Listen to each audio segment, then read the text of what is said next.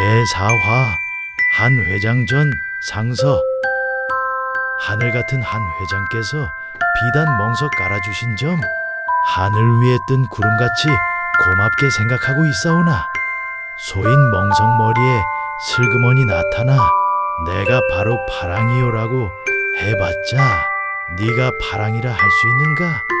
네가 감히 파랑이라면 네가 아직도 잊지 못하는 파랑새가 누군지 빨리 이실직고 하렸다 하는 호령에 소인 감히 거역지 못하여 이곳 드나드는 발길 하나 돌릴 것 뻔하고, 또한 염치불구하고 안면몰수하고 나는 모르는 일이요 하고 슬그머니 한자리 차지하고 앉을 수도 있겠으나, 하나둘씩 쭈뼛거리며 등장하는 새 얼굴들에 대하여 이경감 고문하듯 모두들 두 눈 고추 뜨고, 이놈 네가 파랑이냐 어찌 빌어먹을 첫사랑 얘기를 하여 3년이면 전일 동안 첫사랑은커녕 두 번째 사랑도 못해본 몬 남성 동기들의 가슴에 커다란 대못을 박았으며, 또 어찌 여러 여성 동기들을 놔두고 한 여성 동기만 사모했다 하여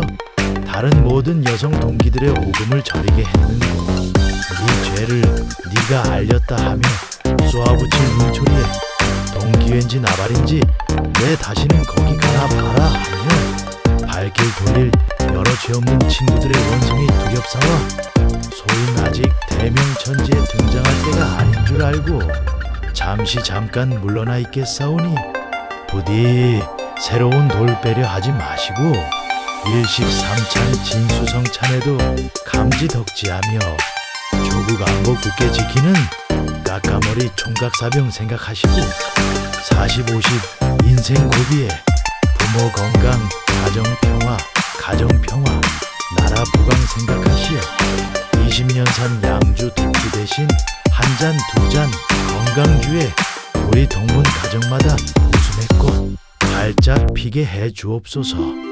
파랑앵무 올림, 파랑새 숲의 추억새 파랑앵무. 얼마 전 공전의 히트를 친 친구라는 영화가 서울 시민 100만 명을 바라보고 있다는 보도가 나온 날, 우리도 100만 명 속에 끼어보자고 와이프를 부추겨 그 영화를 보러 갔었다. 친구들 간의 우정을 그린 영화였던가. 여성 관객들은 장동건의 잘생긴 얼굴만 보고 나온다던데, 나는 영화 내내 까까머리 검정 교복의 친구들이 눈에 아른거렸다. 영화가 끝나고 집으로 오는 길에 영화가 어땠냐고 물어보았더니 와이프는 그냥 재미있었어 라는 시큰둥한 반응이었다. 왜 이렇게 차이가 나는 걸까? 롤러스케이트장에서의 다툼, 그리고 영화관에서의 패싸움. 우리도 그때 단체로 영화 관람을 갔었다. 1학년 1학기 중간고사를 치른 마지막 날, 우리는 종로 2가에 있는 허리우드 극장에 갔었다. 다들 기억하실는지 모르겠지만 우리가 본 영화는 나탈리 우드와 워렌 비티가 열연한 조언의 빛이었지. 수업 시간에 나탈리 우드가 워즈워드의 시 중에서 조언의 빛이여 꽃의 여왕이여 라고 읽는 장면은 그다지 인상 깊게 남아있지 않다. 대신 영화의 마지막 장면, 예쁘게 차려입은 나탈리 우드가 노란 밀밭에서 걸음을 치고 있던 워렌 비티와 만나 의례적인 인사와 함께 쭈뼛쭈뼛 헤어지는 장면이 가슴 쓰리게 다가왔던 기억이 난다. 성인이 되어 명절 연휴 때 TV에서 몇 번 이 영화를 방영한 적이 있는데, 이미 본 영화라 처음부터 끝까지 다 보진 않았지만 그 옛날 사춘기 고교 시절에 느꼈던 그런 감흥은 도저히 일어나지 않았다. 두 번째 단체 관람 영화는 대개로 대한극장에서 관람한 배너였던 것 같고, 그 다음부터는 제목까지도 생각이 나지 않는 것은 어찌된 영문일꼬. 지금 아이들은 초등학교 고학년이나 중학교 시절에 사춘기를 맞이하지만 우리들 대부분은 고교 시절에 사춘기를 맞이했던 것 같다.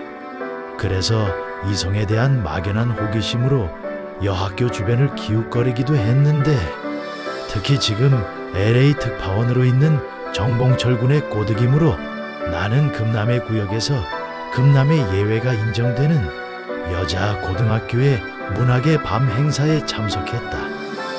그때 내가 갔던 학교들은 정신여고, 풍문여고, 신일고교 등이었는데, 한 학교에서는 너무 아마추어적으로 교과서 읽듯이 시 낭송을 해서 마음에 들지 않았고, 또 다른 학교에서는 촛불 조명 아래 꾸미기는 잘 꾸몄지만 너무 기교를 부려 낭송하는 것이 듣기에 영 거슬렸다.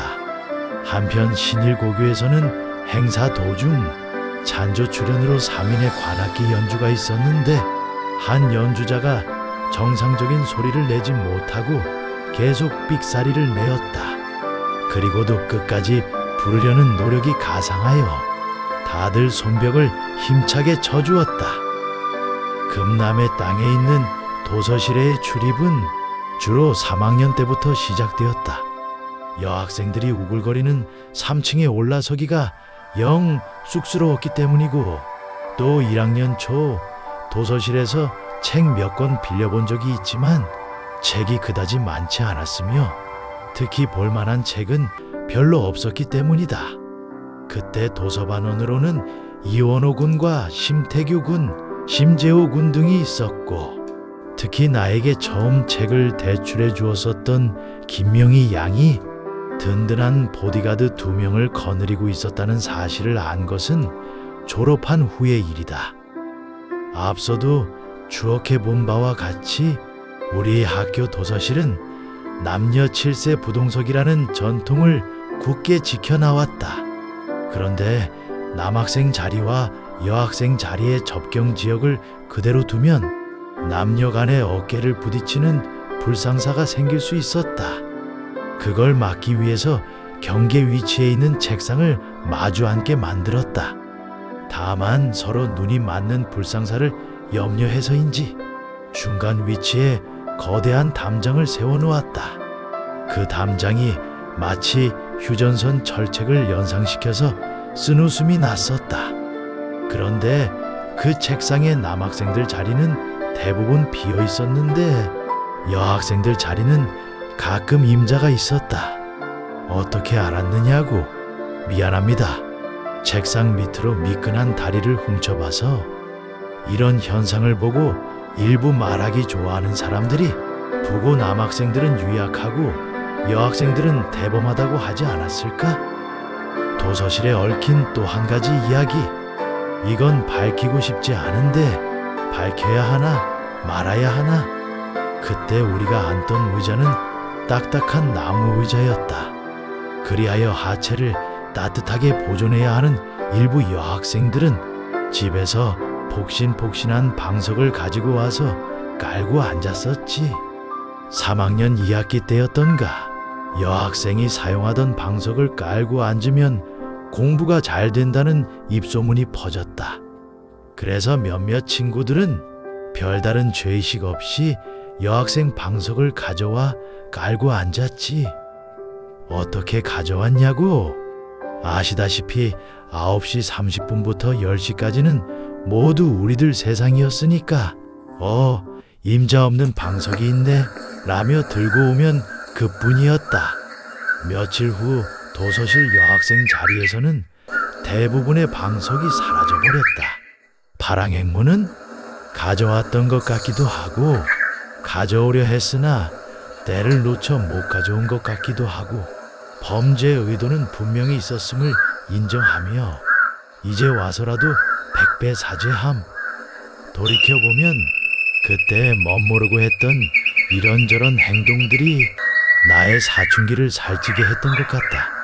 그 자양분이 토대가 되어 길고도 길었던 수험 생활을 무사히 마칠 수 있었던 것 같기도 하고, 나는 변변한 추억 나부랭이 같은 것 없는데 하는 친구들 다시 한번 잘 생각해 보시라.